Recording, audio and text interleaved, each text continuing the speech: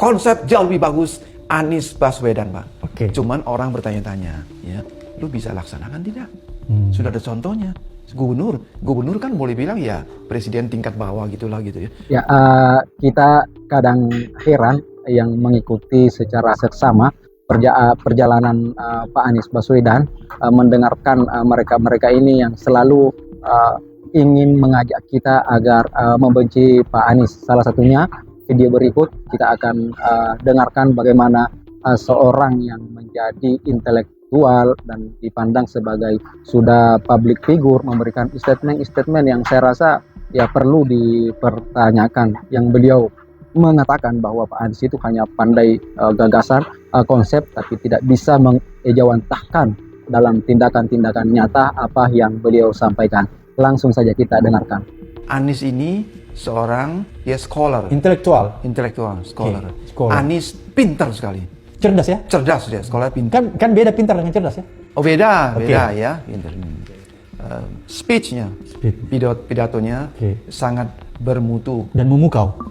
dibandingkan yang kedua ini ya. Saya dekat sama Anies sebelumnya. Konsep, waduh, brilian konsepnya. Brilian ya? Dia mengangkat soal kesejahteraan, soal Perubahan. kemiskinan, soal gap. Oke. Persis seperti yang sudah diangkat oleh Profesor Cipta Lesmana. Mungkin dia juga nyontek saya, mungkin. Jadi dia meniru ya? Jadi Meniru, Anies ini ya. meniru Prof. Cipta Lesmana ya? Saya nggak berani ngomong begitu. Oh, gitu. Terlalu gegabasannya. Oke. Tapi dia punya konsep. Cuman yang kita tembak adalah waktu lu jadi gubernur lu jalankan tidak konsep itu. Tidak kan? Jadi ngomongin doang gitu. Ngomong. Misalnya Terus yang dihormati, ketika kita mulai bertugas di Jakarta, sebelum memulai transformasi, Jakarta punya banyak sekali tantangan. Kita semua tahu, tantangannya bukan tantangan baru, itu tantangan lintas waktu. Apa saja? Kira-kira begini, Mas. Ada persoalan yang nampak dibicarakan publik luas, dan ada persoalan yang dibicarakannya di level rumah tangga. Percakapan keluarga-keluarga. Yang dibahas level publik luas, misalnya kemacetan yang tinggi, kemudian ada ketimpangan, ada segregasi sosial, ada juga kota yang masalah polusinya, masalah banjirnya, masalah lingkungan hidupnya luar biasa. Lihat soal kemacetan, kita punya motor 13 juta, mobil 3,5 juta, penduduknya 11 juta. Oke? Itu fantastis. Asumsikan misalnya 5 juta itu sudah pindah tempat lain, maka 11 juta kendaraan bermotor, 11 juta penduduk. Angka yang luar biasa. Ini problem yang nampak. Yang kedua adalah problem yang dirasakan oleh masyarakat. Apa yang senyatanya keluarga-keluarga rasakan di Jakarta? Kalau ditanya warga Jakarta pasti bicara nomor satu, biaya hidup. Soal kesehatan, soal pendidikan, mengenai lapangan kerja. Ini 4 hal yang selalu dibicarakan oleh keluarga-keluarga di Jakarta. Kita ketika bertugas di Jakarta tidak bisa hanya mengambil, oh kami mau ambil persoalan yang ramai dibicarakan publik. Oke? Sementara yang dihadapi masyarakat lewat, tidak. Dua-duanya harus dihadapi, dua-duanya harus diselesaikan. Nah, melihat ini semua, kalau kita lihat apa yang kita lakukan, kita tidak mau simptomatik. Simptomatik itu artinya mencoba menyembuhkan problem di gejalanya saja. Kita ngelihat apa akar masalahnya. Apa akar masalah sehingga terjadi. Kita lihat ada 3. 1, Jakarta ini dibangun dengan pendekatan car oriented development. Bukan 1-2 tahun, tapi berdekade-dekade. Dibangun dengan pendekatan berbasis kendaraan bermotor. Itulah pembangunan kita. Kemudian kita tidak secara serius menyiapkan akses terhadap layanan dasar. Layanan dasar ini betul-betul sesuatu yang sesungguhnya harus disiapkan di kota-kota. Apalagi kota sebesar Jakarta. Mulai dari air, fasilitas komunikasi, kesehatan, pendidikan, itulah perumahan, inilah layanan dasar. Kemudian lingkungan hidup. Lingkungan hidup ini bukan hanya Indonesia, seluruh dunia. Kita mendekati pembangunan ekonomi tanpa memikirkan ekologi. Dua-duanya berasal dari akar kata yang sama. Oikos, nomos, oikos, logos. Tapi kita Sahabat Pena Ufuk, kita tidak memandang Pak Anies sebagai manusia dan sebagai akademisi, sebagai politisi, sebagai orang yang sempurna.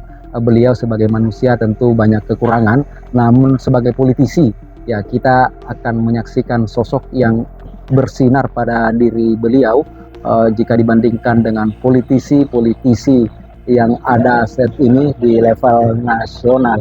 Mereka yang memberikan kritik kepada Pak Anies ya wajar, mereka punya perspektif sendiri, tapi seharusnya mengedukasi yang memberikan kritikan konstruktif yang punya data, yang punya dasar, tidak hanya mengeluarkan statement kebencian kepada Pak Anies, pernyataan ketidaksukaan kepada Pak Anies untuk menggiring publik untuk membenci Pak Anies Baswedan.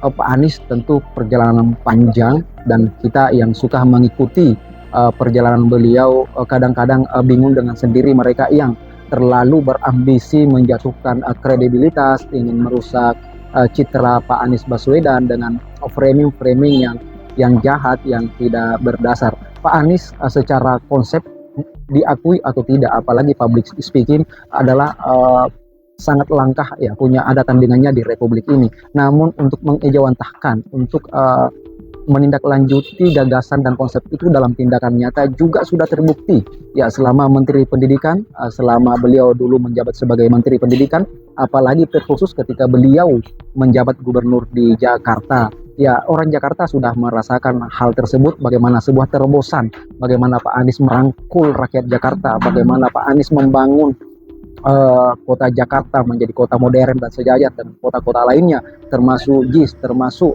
memperhatikan rakyat kalangan menengah di Jakarta. Dan banyak sekali kita saksikan seperti kita tidak pernah menyaksikan gubernur-gubernur sebelumnya yang mendapatkan perhatian, pembelaan, yang merasakan kerinduan kepada gubernur mereka setelah tidak menjabat lagi selain kepada Pak Anies Baswedan. Cukup banyak bukti-bukti. Jadi Prof. Cipta Lesmana saya kira bisalah memberikan pandangan-pandangan seperti itu, tapi berikan contoh-contoh yang konkret dengan bagaimana mengaitkan antara Pak Anies hanya pandai membuat gagasan, hanya pandai berretorika, tapi tidak bisa diejawantahkan dalam tindakan, dalam bentuk kerja-kerja. Nah, salah satu contohnya kita lihat bagaimana di Jakarta mengurangi kemacetan, banjir misalnya juga, dan banyak hal-hal positif, terobosan-terobosan baru, termasuk isu-isu saat itu bahwa beliau diskriminatif, akan memainkan politik identitas. Selama 5 tahun kepemimpinan beliau tidak satu pun terbukti. Jadi kita sebagai rakyat harus cerdas juga membaca, mendengarkan ulasan-ulasan para pengamat politik atau siapapun yang menggiring framing kepada Pak Anies Baswedan. Kita doakan Pak Anies dengan kapasitasnya, dengan orang hebat, semoga ke depan menjadi pemimpin Indonesia. Sekian, terima kasih.